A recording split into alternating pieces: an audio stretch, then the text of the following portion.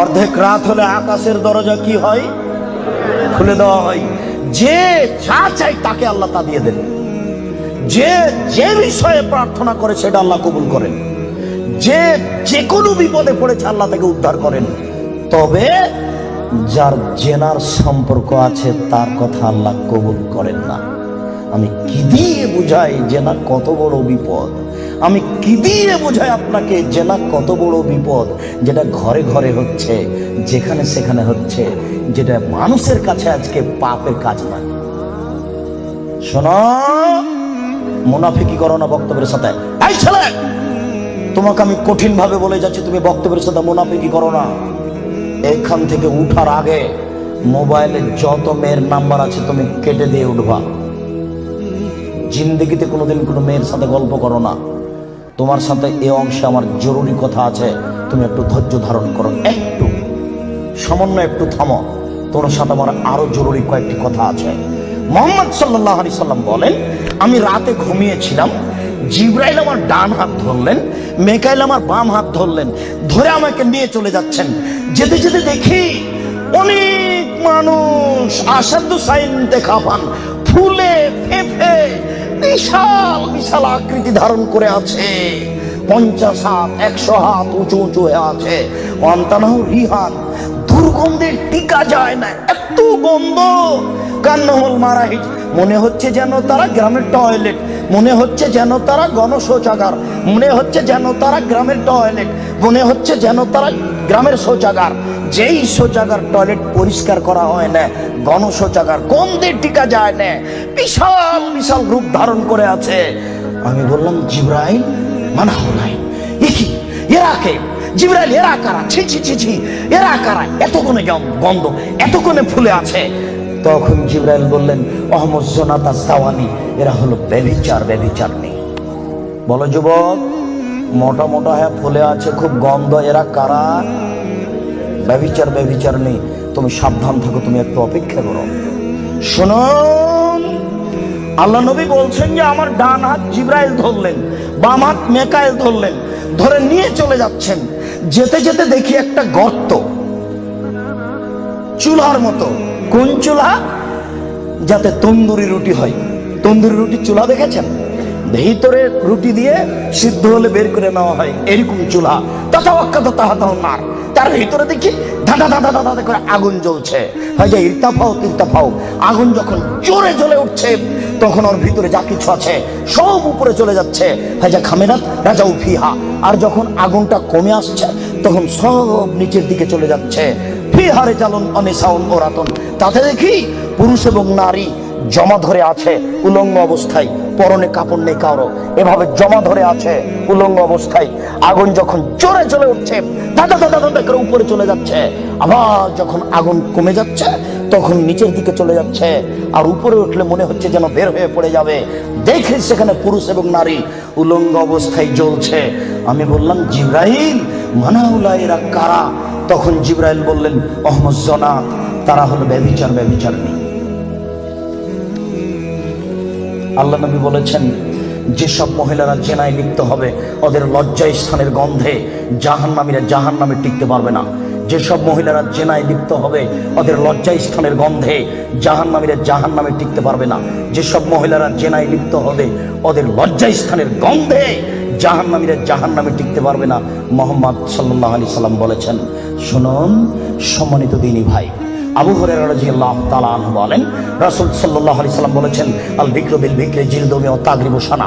অবিবাহিত ছেলে মেয়ে যদি জিনায় লিপ্ত হয় তাহলে তাকে 100 লাঠি পিটিয়ে এলাকা থেকে 1 বছরের জন্য তাড়িয়ে দিতে হবে। তিনি বলেন, আস-সাইবু বিস-সাইব রাজম, বিবাহিত পুরুষ নারী যদি জেনায় লিপ্ত হয় তাহলে তাকে ইট ঢেল পাথর দিয়ে মেরে মেরে মেরে ফেলতে হবে।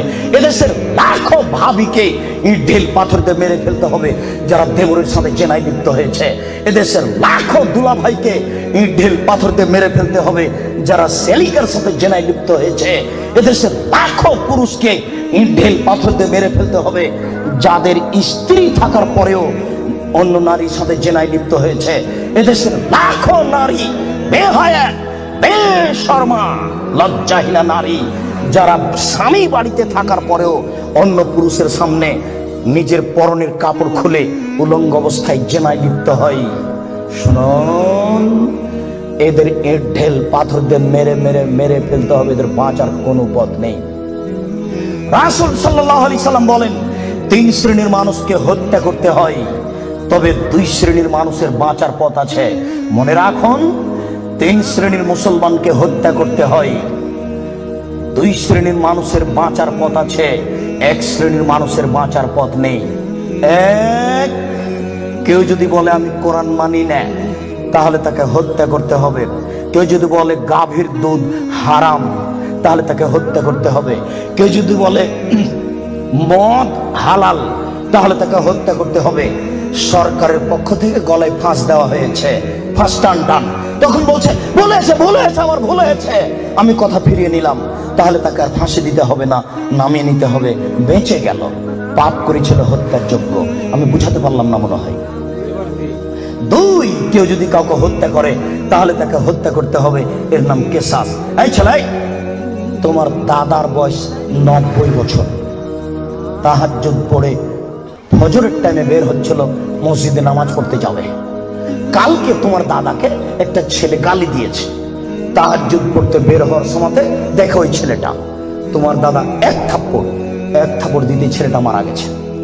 এখন তোমার দাদাকে কেসাস স্বরূপ ফাঁসি দিতে হবে সরকারের পক্ষ থেকে, তবে তোমার দাদার বাঁচার পথ আছে। ওই ছেলেটার বাপ মা যদি বলে আচ্ছা যাক আমাদের ছেলেকে মেরেছে আমরা মারবো না, তাহলে তোমার দাদা বেঁচে গেলেন। কথা কি বুঝাতে পেরেছি? 3, রাজুলুন জানা বাদায় হেসানিন, কেউ যদি বিবাহ করার পরে জেনায় লিপ্ত হয় তাহলে তাকে হত্যা করতে হবে, তার বাঁচার কোনো পথ নেই। কেউ যদি বিবাহ করার পরে জেনায় লিপ্ত হয় তাহলে তাকে হত্যা করতে হবে, তার বাঁচার পথ নেই। একটু জাতের মিন গামে দিয়ে গামের সম্প্রদায়ের একজন মহিলা আসলো আল্লাহ রাসূলের দরবারে, এসে বলছে তাহিরনি ইয়া রাসূলুল্লাহ, হে আল্লাহ রাসূল আপনি আমাকে পবিত্র করুন। তখন আল্লাহ রাসূল বললেন ইরজি, বাড়ি তুমি ফিরে যাও, আস্তাগফিরুল্লাহ, আল্লাহর নিকটে ক্ষমা চাও, ও তুমি ইলাইহি, তুমি তওবা করো, তোমার পাপ ক্ষমা হয়ে যাবে। তখন মহিলা কি বলছে, হ্যাঁ তুরাদ্দাদুনি কামারা দাদ্দা মাইজুল মালিক, আপনি মাইজুল মালিকের বিচার না করে বারবার ফিরিয়ে দিয়েছিলেন, আপনি কি আমাকে সেইভাবে ফিরিয়ে দিতে চাচ্ছেন? আমার পেট উঁচু হয়েছে, অবৈধ সন্তানে আমার পেটে অবৈধ সন্তান রয়েছে, দয়া করে আপনি আমাকে ফিরিয়ে দিন না, আমার বিচার করে দেন। তখন আল্লাহ রাসূল বললেন আচ্ছা ঠিক আছে, ইরজেই হাতা তালে দি, তুমি বাড়ি চলে যাও, যেদিন তোমার বাচ্চা হবে সেদিন আসিও, বিচার করে দেব। মহিলা বাড়ি চলে গেল, বাচ্চা সবে মাত্র প্রসব হয়েছে। মুসলিম গ্রন্থে এসেছে ওই বাচ্চাটাকে ন্যাকড়ার মধ্যে জড়িয়েছে, প্রসব হওয়া মাত্র জড়িয়ে নিয়ে এসে আল্লাহ রাসূলের দরবারে এসে বলছে আল্লাহ রাসূল এই দেখেন বাচ্চা প্রসব হয়েছে, বিচার করে দেন। আল্লাহ রাসূল মাথাটা নিচু করে বলছেন ইরজি, বাড়ি চলে যাও, ফারজি হে, বাচ্চাকে দুধ খাওয়াও, হাসতে কাঁপতে মেহে, যেদিন বাচ্চা দুধ ছেড়ে দিবে সেদিন আসিও, বিচার করে দেব। মহিলা চলে গেল, বাচ্চাকে 2 বছর দুধ পান করালো। 2 বছর পরে মহিলা বিচারালয়ে উপস্থিত, অফিয়াদেহি কেসরাত খুমসিন, এমত অবস্থায় বাচ্চার হাতে 1 টুকরা রুটি রয়েছে। এই রুটি প্রমাণ করে বাচ্চা খাদ্য খেতে পারে। ওয়াসাদাহু বেয়াদি রাজুলিন মিনাল মুসলিমিনা, আল্লাহ রাসূল ওই ছেলেটাকে একজন মুসলমানের হাতে সমর্পণ করলেন, বললেন যাও তুমি এই ছেলেটাকে লালন পালন করো। তিনি বললেন স্বামী সাথী এই যাবো বিহা, তোমরা একে মাঠে নিয়ে যাও, এই মহিলাকে মাঠে নিয়ে যাও, আফিরুল্লাহ সাদরিহা, মাঠে নিয়ে গিয়ে গর্ত খুঁড়ে বুক পর্যন্ত পুঁতে দাও, ফারজেমুহা, এরপরে তোমাকে তাকে ইট ঢেল পাথর দিয়ে মেরে মেরে মেরে ফেলো। সাহাবীগণ বলেন আমরা তাকে মাঠে নিয়ে গেলাম, মাঠে নিয়ে গিয়ে গর্ত খুঁড়ে বুক পর্যন্ত মাটিতে পুঁতে দিলাম, এরপরে চতুর্দিক থেকে ইট ঢেল পাথর মারতে লাগলাম। খালিদ বিন ওয়ালিদ বলেন একটা পাথর আমি নিয়ে তার মুখের উপরে মারলাম, ফাতারা জাহাদাম আল্লাহ আছে, খালিদ পাথরটা মুখে লেগে মুখ ফেটে রক্ত ছিটে খালিদের গায়ে লাগলো। খালিদ গালি দিয়ে বসলেন ছি ছি, একজন জেনাকারিনী মহিলার গায়ের রক্ত আমার গায়ে লাগলো, এরকম কিছু হবে? আল্লাহ রাসূল বললেন মালে রে খালিদ তুমি গালি দিও না, লাগা তাওবা তাওবাতা লাউ তাওয়া সায়মানসিন লা গফিরা লাহু। এই মহিলা আল্লাহর দরবারে এত ক্ষমা ভিক্ষা চেয়েছে, এই মহিলা আল্লাহর দরবারে এত কান্নাকাটি করেছে, পৃথিবীর বড় থেকে বড় পাপী যদি এইভাবে কান্নাকাটি করে তাহলে তার পাপ ক্ষমা হয়ে যাবে। খালিদ তুমি একে গালি দিও না, দুঃখিত আপনাকে আমি কি দিয়ে বুঝাই? পৃথিবীর সবচেয়ে বড় পাওয়ারফুল মানুষ হচ্ছেন মুহাম্মদ সাল্লাল্লাহু আলাইহি সাল্লাম। পৃথিবীর ইতিহাসে এত বড় পাওয়ারফুল মানুষ কেউ জন্ম নেয়নি, কিয়ামত পর্যন্ত কেউ নিবে না। জান্নাতের গেটে বড় অক্ষরে লেখা আছে, সর্বপ্রথমে যিনি জান্নাতে প্রবেশ করবেন তিনি হলেন মুহাম্মদ সাল্লাল্লাহু আলাইহি সাল্লাম। জান্নাতের ভিতরে একটা ঘর আছে, সেই ঘরের ভিতর দিকে একজন ফেরেশতাকে দাঁড় করে রাখা হয়েছে, এখনো উপস্থিত। তাকে বলা হয়েছে, কেউ যদি বাহির থেকে এসে ঠক ঠক করে শব্দ দেয়, কে যদি বাহির থেকে বলে মুহাম্মদ, তাহলে এই দরজা খুলে দিও। এই ঘর মুহাম্মদ ছাড়া কারোর জন্য খোলা হবে না। আপনার আমি কি দিয়ে বুঝাই মুহাম্মদ সাল্লাল্লাহু আলাইহি সাল্লাম কত বড় পাওয়ারফুল মানুষ। বিচারের মাঠে ইব্রাহিম আলাইহিস সালাম বলবেন, কাদ গাজিবা আলাইয়া রাব্বি, আমার প্রতিপালক আমার উপরে রাগ করেছেন। মা গাজিবা মিন কাবলা বাদ, আমার প্রতিপালক এরকম রাগ পূর্বেও কোনোদিন করেননি, ভবিষ্যতেও কোনোদিন করবেন না। নাফসি নাফসি, আমার যে কি হয় তা আমি নিজেই বুঝি না। এইভাবে চিল্লাচিল্লি করবেন ইব্রাহিম আলাইহিস সালাম। আপনার হুজুরের কি হবে, পীর সাহেবের, আপনাকে আমি কি দিয়ে বুঝাই? শুনুন, ওই সময়তে মুহাম্মদ সাল্লাল্লাহু আলাইহি সাল্লাম সিজদায় পড়বেন, তখন আল্লাহ বলবেন, এই ফারাসাক সালতুতা পাসফাতু সাফা, মুহাম্মদ মাথা উঠান, বলেন, যা বলবেন তাই মেনে নিব, যেই কথা বলবেন আমি সে কথা গ্রহণ করব। আপনি মাথা উঠান না, আপনি বলেন না আমাকে কি বলছেন, আমি আল্লাহ, আপনি যা বলবেন তাই মেনে নিব। এত বড় পাওয়ারফুল মানুষ, একটু বলতে পারলেন না, যাও যাও তোমার বিচার হবে না, তোমার পাপ ক্ষমা হয়ে গেছে, যাও তোমার বিচার হবে না, এই কথা তিনি বলতে পারলেন না। এত বড় পাওয়ারফুল মানুষ, তিনি খালি বললেন, খালিদ তুমি একে গালি দিও না, এত তওবা করেছে, এরকম তওবা যদি বড় থেকে বড় পাপী করে তাহলে তার পাপকে ক্ষমা করা হবে খালিদ। তার মানে এর পাপ ক্ষমা হয়ে গেছে, তাই তো তিনি জানাজা করলেন, তাই তো তিনি কাফন দাফন করলেন, কিন্তু তিনি তাকে বলতে পারলেন না, যাও যাও তোমার বিচার হবে না, তোমার পাপ ক্ষমা হয়ে গেছে। পৃথিবীর সবচেয়ে বড় পাওয়ারফুল মানুষ এ কথা বলতে পারলেন না। তার মানে বিবাহ করার পরে জেনায় লিপ্ত হলে তার দুনিয়াতে বেঁচে থাকার কোনো সুযোগ নেই।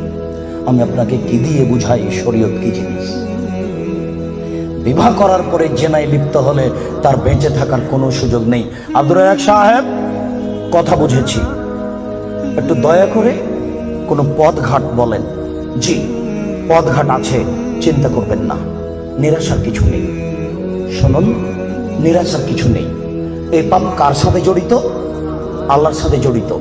আল্লাহ নবী বলেছেন, কেউ যদি জেনে শুনে 1 টাকা সুদ খায়, 36 বার জেনা করে যত পাপ হবে, 1 টাকা সুদ খেলে তার চেয়ে বেশি পাপ হবে। তিনি বলেছেন, সুদের পাপের 70টি ভাগ রয়েছে, ছোট ভাগ হলো মার সাথে জেনা করলে যেমন পাপ হয়। সুদ যত বড়ই পাপ হোক না কেন, সুদের পাপ কার সাথে জড়িত? আল্লাহর সাথে জড়িত। জেনার পাপ কার সাথে জড়িত? আল্লাহর সাথে জড়িত। যুবক, তুমি নিরাশা হবে না, নিরাশার কিছু নেই।